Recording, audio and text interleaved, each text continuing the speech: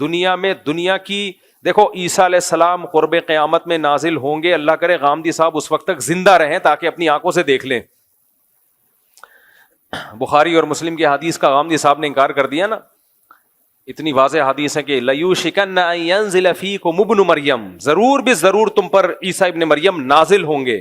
تو جناب غامدی صاحب اگر یہ مطلب حدیث، یہی حدیث تو ہے بخاری مسلم کی اور بھی حدیث کی کتابوں میں آئی ہے،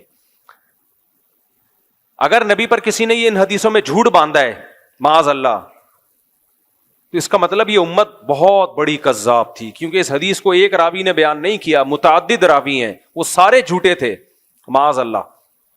پھر تو امت پہ اعتماد ختم. پھر تو کیا بھروسہ یہ کتاب جو ہمیں قرآن ملی ہے امت نے اس میں تحریف نہ کر دی ہو.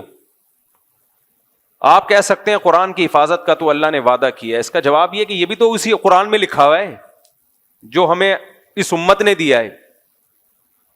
عقلی طور پر امکان ہے خود ہی لکھ کے ہمیں دے دیا ہو، لیکن ہم کہتے ہیں یہ نہیں ہو سکتا، کیونکہ تواتر کے ساتھ جب کوئی چیز چلی آ رہی ہوتی ہے اس میں غلطی کا امکان نہیں ہوتا. تو حضرت عیسیٰ علیہ الصلوۃ والسلام جب نازل ہوں گے نا قرب قیامت میں، اچھا جب نازل ہوں گے تو اس وقت ہی نازل ہوں گے. کائنڈلی ابھی آپ کوئی ایسا کام نہ کریں. لوگ کیا امام مہدی کے انتظار میں آذربائیجان ہو کے آیا ہوں نا، وہاں ایک انقلاب آیا تھا رشیا سوویت یونین کے انقلاب سے پہلے. کوئی لیڈر گزرا ہے جس نے بہت لوگوں کو قتل کیا، اور آذربائیجان میں جو اسلامی حکومت تھی اس کو ختم کر دیا تھا اس نے. یعنی اہل سنت کی حکومت تھی، سنیوں کی. تو ختم کیا کس دلیل پہ؟ کہ میں امام مہدی ہوں. حدیثوں میں جس مہدی کا تذکرہ ہے وہ میں ہوں، اور ایسی کی تیسی کر دی پوری اسٹیٹ کی، ریاست کی. اس کے بعد سوویت انقلاب آیا تو انہوں نے ان کی بھی ایسی کی تیسی کر دی. تو آج کل ایسی کی تیسی ہی چل رہی ہے مارکیٹ میں. کوئی امام مہدی کے نام پہ کھڑا ہو جاتا ہے، کوئی کہتا ہے امام مہدی چونکہ ابھی خراسان سے نکلنے والے ہیں تو میں ذرا خراسان کی طرف ہو کے جا رہا ہوں. کوئی کہتا ہے دجال کا ابھی ظہور ہونے والا ہے تو میں اس طرف جا رہا ہوں. بھائی جو خوب اچھی طرح سمجھو، بار بار یہ مسئلہ میں بیان کر چکا ہوں. دیکھو ڈاکٹر اسرار رحمت اللہ علیہ کی جو پیش گوئیاں ہیں، کل کسی نے مجھے بھیجا کہ ڈاکٹر اسرار نے تو پہلے کہا تھا افغانستان پاکستان پہ حملہ کرے گا، مجھے ویڈیو بنا کے بھیجی. میں نے کہا وہ ہمارے لیے قابل احترام ہے، لیکن ڈاکٹر اسرار نے حامد کرزئی کے بارے میں کہا تھا. آگے پورے کلپ میں حامد کرزئی کا نام بھی ہے، وہ کسی نے کٹ کر کے آدھا چلا دیا. میں نے کہا دیکھو ڈاکٹر اسرار بھی نہ عالم الغیب تھے، انہوں نے کہا شاہ ولی اللہ نے بھی کہا تھا. میں نے کہا نہ شاہ ولی اللہ عالم الغیب تھے. یہ پیش گوئیاں ایک اندازہ ہوتی ہیں، صحیح بھی ہو سکتی ہیں غلط بھی ہو سکتی ہیں. ان پر ایسے ایمان مت لے کے آؤ جیسے ہم قرآن و سنت پہ ایمان لاتے ہیں. میں بھی ایک اندازے سے بات کر سکتا ہوں کہ یہ ہو جائے گا یہ ہو جائے گا، لیکن وہ نہیں ہوتا. بعض دفعہ ہو بھی جاتا ہے، بعض دفعہ نہیں بھی ہوتا. تو بعض باتیں ڈاکٹر اسرار نے کی تھی وہ نہیں ہوئی پوری، وہ انہوں نے کی تھی لیکن نہیں ہوئی پوری. بعض کی ہیں جو ہو گئی پوری. تو انسان کو انسان رہنے دو، اس کو پیغمبر بنا کے بزرگ، ایسا بزرگ بنا کے کہ وہ پیش گوئیاں کر رہے ہوتی چلی آ رہی ہیں. یہ مت کرو یہ کام. لوگ کہتے ہیں وہ تو حدیثوں سے پیش گوئیاں کر رہے ہیں.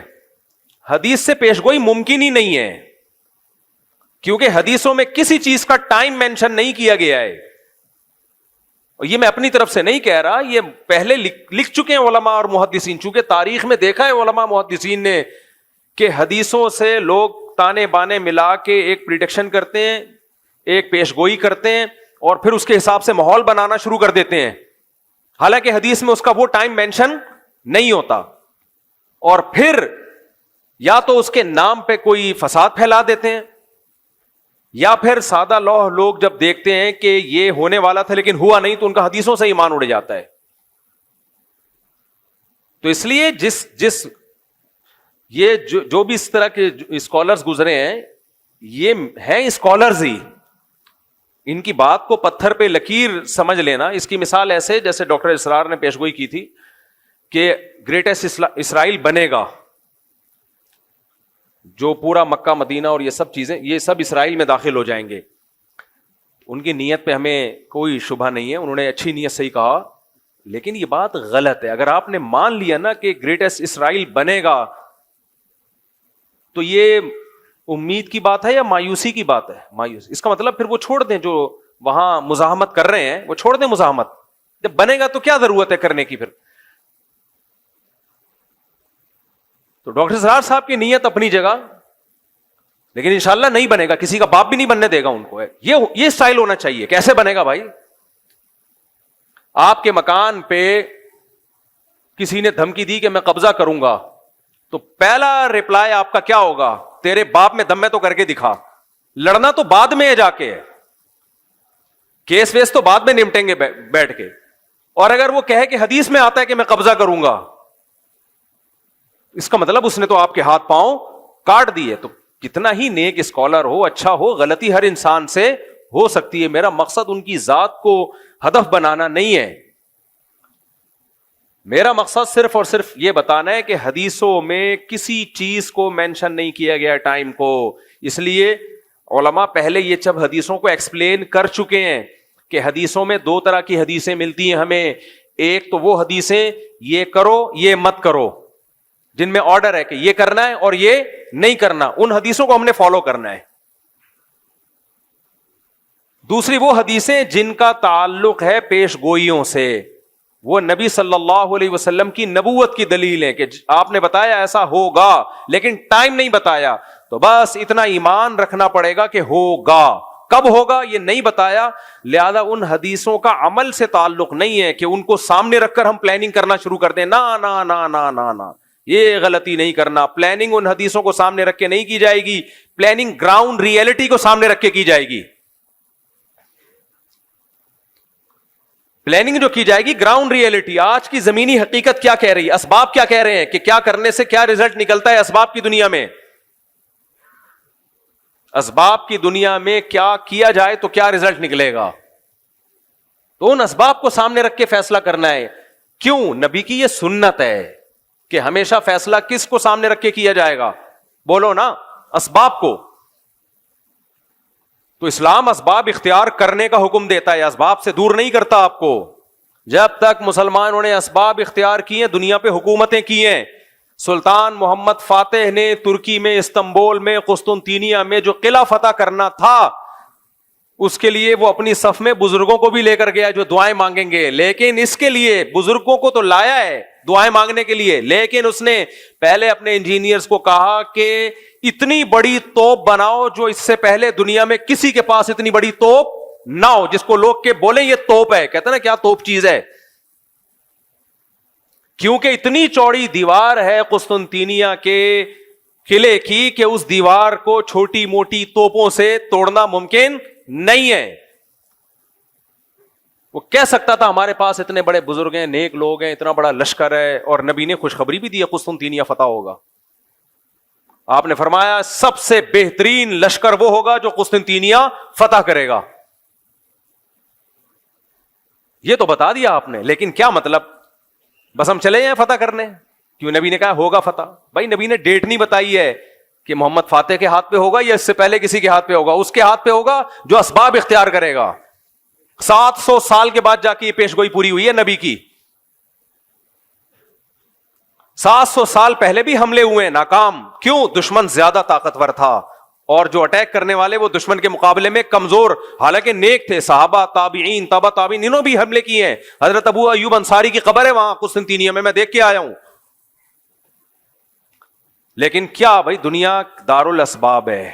صحابہ نے کوششیں کی اپنے لحاظ سے، جو وسائل اختیار کر سکتے تھے کیے، نہیں ہوا فتح.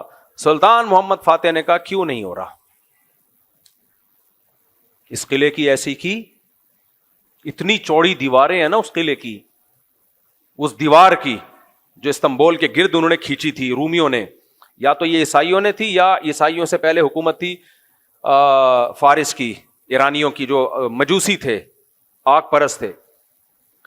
اب اس میں دونوں قول ملتے ہیں ہمیں، مجھے پوری تحقیق نہیں ہے کہ یا تو یہ مجوسیوں نے بنائی تھی پہلے آگ پرست. دو ہی بڑی سپر پاور گزری ہے نا بھائی، ایک ایرانیوں کی گزری ہے اور ایک مسیحی. اس سے پہلے تو یہودیوں کی تھی. دیکھو پہلے یہودیوں نے دنیا میں حکومت کی ہے سلیمان اور داؤد علیہ السلام کے دور میں. ہر جگہ کس کی تہذیب نظر آتی تھی؟ یہودیوں کی. سلیمان علیہ السلام کا نا پورا حدود سے آ کے خبریں دی ہیں. ملکہ سبا ہے، وہ ملکہ سبا کو بھی فتح کر لیا اور کو پھیلتے چلے گئے. تو جو سپر طاقت تھی دنیا میں، جو سلطنت قائم تھی، وہ کس کی تھی؟ یہودیوں کی. اس سے پہلے کی تاریخ میں نہیں جا رہا, اس سے پہلے بھی بہت لوگوں نے دنیا میں حکومتیں کی ہیں, تو ماضی قریب کی بات میں کر رہا ہوں. اس کے بعد اللہ نے کس کے ہاتھ میں روحانی خلافت دی ہے؟ مسیحیوں کے ہاتھ میں, حضرت عیسیٰ پر ایمان لانے والے. یہ پھیلتے چلے گئے جنگوں کے ذریعے بھی, دعوت اور تبلیغ کے ذریعے بھی. کچھ علاقوں کو تو عیسائیوں نے تلوار کے زور سے فتح کیا, کچھ ایسے تھے جو خود بخود پوری اسٹیٹس مسیحی مذہب میں داخل ہو گئیں کیونکہ اس میں اٹریکشن تھی. لیکن یہ جو مجوسیوں کی حکومت تھی, آگ کی پوجا کرنے والے ایران کی طرف تھے, یہ ان کی اپنی ایک الگ ریاست تھی, بہت بڑی اسٹیٹ تھی ان لوگوں کی بھی. تو یہ دو سلطنتیں, ایک رومن امپائر اور ایک ایرانیوں کی جو مجوسیوں کی امپائر تھی, یہ دو بڑی طاقتیں تھیں جب اسلام دنیا میں بولو آیا ہے. تو عیسائیوں کی لڑائی زیادہ تر انہی سے ہو رہی تھی, یا تو یہودیوں سے ہوتی تھی یا ان سے ہوتی تھی مجوسیوں سے. تو یہ جو استنبول ہے ترکی, یہ تھا پہلے مجوسیوں کے قبضے میں, آگ پرستش, آگ کی جو پوچھا مشرک لوگوں کے. اب یا تو یہ دیوار انہوں نے بنائی تھی جس پر مسیحیوں نے اسی طرح سے حملہ کیا, بہت مشکل سے اس پہ قبضہ کیا, یا یہ کہ یہ بنائی کس نے تھی؟ مسیحیوں نے بنائی تھی. یہ دیکھنا پڑے گا کتابوں میں, اس وقت میرے ذہن میں نہیں ہے.